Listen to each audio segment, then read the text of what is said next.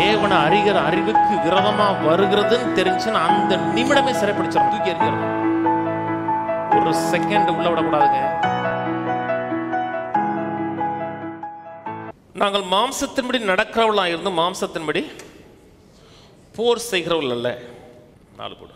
எங்களுடைய போர் ஆயுதங்கள் மாம்சத்துக்கு ஏற்றவர்களாக இராமல் அரண்களை நிர்மூலமாக்குறதுக்கு தேவ பலம் உள்ளவர்களாக இருக்கிறது. நம்ம கிறிஸ்தவங்களுக்கு என்ன பிரச்சனைனா,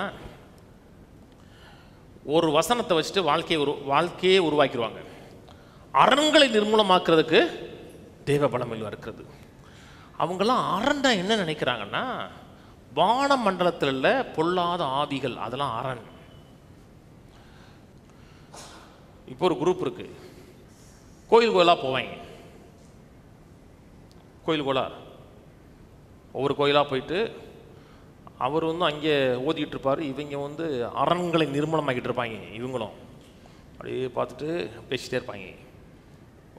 பக்கத்தில் இருக்கிறவருக்கு யாருனே தெரியாது. அது அரணே கிடையாது, விக்கிரகம் ஒரு பொருள் இல்லைன்னு பைபிள் சொல்லுது. நீங்கள் தான் உங்கள் புத்தியில் அதை அரணாக மாற்றுறீங்க. நம்ம ஊருக்காரங்களுக்கு கொஞ்சோன்னு காசு இருக்குது, அதனால நடந்து கிடந்து போய் இந்த ஒன்றும் இல்லாமல் புத்தி இல்லாத சின்ன கூமட்டைகளாக இருக்குது பார்த்தீங்களா, அவங்கள கூப்பிட்டு போய் அங்கேயும் போயிட்டு வந்துடுவாங்க. அமெரிக்காக்காரனுக்கு காசு இருக்குது, நிறைய காசு இருக்குது. அவன் ஏரோப்ளேன்னா வாடகைக்கு எடுக்கிறான். வாடகைக்கு எடுத்து நீங்கள் இங்கே தானே போகிறீங்க, வான மண்டலத்துக்குள்ளே போகிறான். வான மண்டலத்துக்குள்ளே போய் அங்கே உட்காந்து ரவுண்ட் அடிச்சுட்டு அந்நிய பாஷையில் பேசி சபிக்கிறது, கட்டுறது, இந்த வேலையெல்லாம் பார்க்குறது, அந்த ஏரியாவையே கட்டுறது. இது ஒரு குரூப்பு. இன்னொரு குரூப்பு 20ஆவது மாடி, 50ஆவது மாடி, 100ஆவது மாடி லிஃப்டில் போகிறது. அங்கே அப்படி டைரக்டாக நல்லா கவனிங்க. அதாவது எவ்வளோ ஸ்பிரிச்சுவலாக மாறுறீங்களோ அந்தளவுக்கு அறிவாயை மாறணும், முட்டாளாக மாறக்கூடாது. அங்கே போய் ஹெல்மெட் மாட்டுக்கிறது, அந்த ஷூலாம் போட்டுக்கிட்டு கத்துறது. இது அங்கே நடக்கலை. 4ஆம் வசனத்தோட முடியலை, அதுக்கப்புறம் வசனம் தொடருது. என்ன சொல்லுது? அவைகளால். 4ஆம் வசனம்னா அரண்களை நிர்மூலமாக்குறதுக்கு தேவபலம். அவைகளால் தர்க்கங்களையும் தேவனை அறிகிற அறிவுக்கு விரதமாக இரும்புற எல்லா மேட்டிமையும் நிர்மூலமாக்கி எந்த எண்ணத்தையும் கிறிஸ்துவுக்கு கீழ்ப்படிய சிறைப்படுத்துள்ளா இருக்கிறோம். எல்லா மேட்டிமையும் நிர்மூலமாக்கி எந்த எண்ணத்தையும் கிறிஸ்துவுக்கு கீழ்ப்படிய சிறைப்படுத்துள்ளோம். இது எங்கே நடக்குதுன்னா, யுத்தம் நடக்குதுன்னா மனதில் நடக்குது.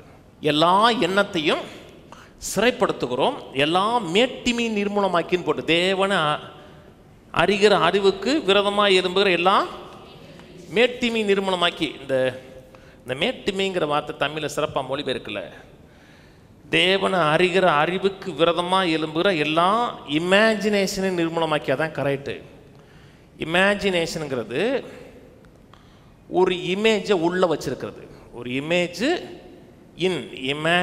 இன்னு தான் இமேஜினேஷன். மனதுக்குள்ள ஒரு படத்தை வச்சிருக்கிறது. ஒரு எண்ணம் வருது, ஒரு சிந்தை வருது, பேசிகிட்டே இருப்போம், ஒரு எண்ணம் உள்ளே வருது. அந்த எண்ணம் தேவனோட வார்த்தைக்கு விரோதமாக வருகிறது என்றால் அந்த நிமிடமே சிறைப்பிடிக்கணும். அதை உள்ளே விட்டுறக்கூடாதுங்க. உள்ளே விட்டுருச்சுன்னா அந்த எண்ணம் இமேஜினேஷனாக மாறிடும். நீங்கள் மனதில் வருகிற எண்ணங்கள்லாம் இமேஜாக மாறாது, படமாக மாறாது. 1000 எண்ணங்கள் வரும், 1000 எண்ணங்கள் போகும். இன்றைக்கி நிறைய சகோதரர்கள், கிறிஸ்தவ பிரசங்கியார்கள் சினிமா பார்க்குறத ரொம்ப ஊக்குவிக்கிறாங்க. படம் பார்க்குறது தேவனை அறிகிற அறிவுக்கு விரதமாக எண்ணங்கள் எத்தனை வருது.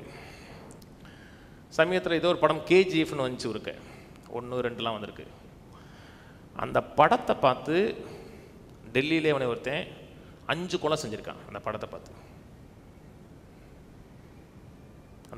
பார்த்து கொலை அவன் செஞ்சது அந்த படத்தை பார்த்து தாங்க. அந்த படத்தில் இருக்க ஹீரோ நிறைய கொலை செஞ்சு தான் ஹீரோவை மாறி இருக்கானா. அவன் சொன்னதுக்கு, நான் அந்த படம் பார்க்கல, அவன் சொன்ன ரிப்போர்ட்டு. வாட்ச்மேன்லாம் தூங்குவாங்க பார்த்தீங்களா, அப்படி வாட்ச்மேனை 7 பேர் 5 பேரே கொண்டிருக்காங்க. எப்படி கொன்னேன்னு கேட்டோம்னா, அந்த படத்தில் இருக்கவே கொன்று தான் ஹீரோவாக மாறினா, நானும் டானா மாறுறதுக்கு கொல்ல போறான்னு இருக்கான். இதுதான் பிசாசுடைய எண்ணம்.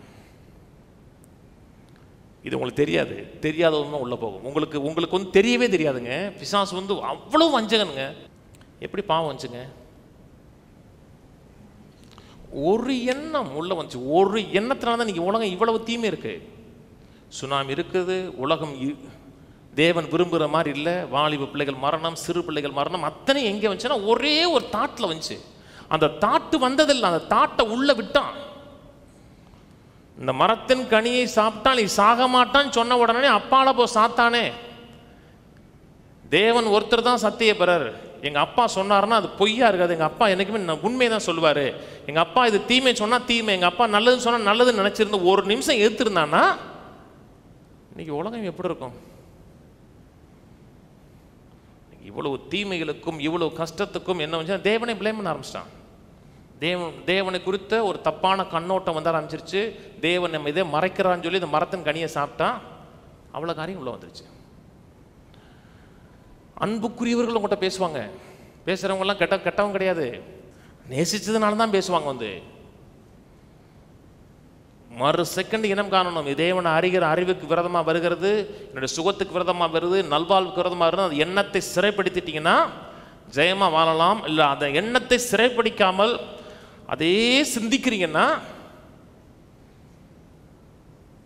வெளியே வர ஆரம்பிச்சிடும், ரிசல்ட் வந்துடும்.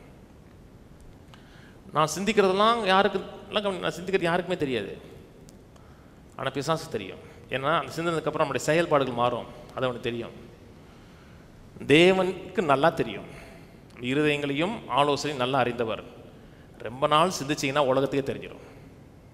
முதல்ல தெரியாது, கொஞ்ச நாள் கழிச்சு ஊர் உலகத்துக்கே தெரிஞ்சிடும். அதனால தான் எண்ணம் வரும் பொழுதே பிடுங்கி எரிஞ்சிட்டோம்னா எண்ணத்தை மாத்திரம் இன்னொரு எண்ணத்தை கொண்டு வரணும். அந்த எண்ணத்தை கொண்டு தேங்க்ஸ் பண்ணுறீங்கன்னா இந்த எண்ணம் கீழே போயிடும். பிசாசுடைய வஞ்சனை இல்லாமல் தொடர்ந்து ஜெயம் எடுத்து போகலாம்.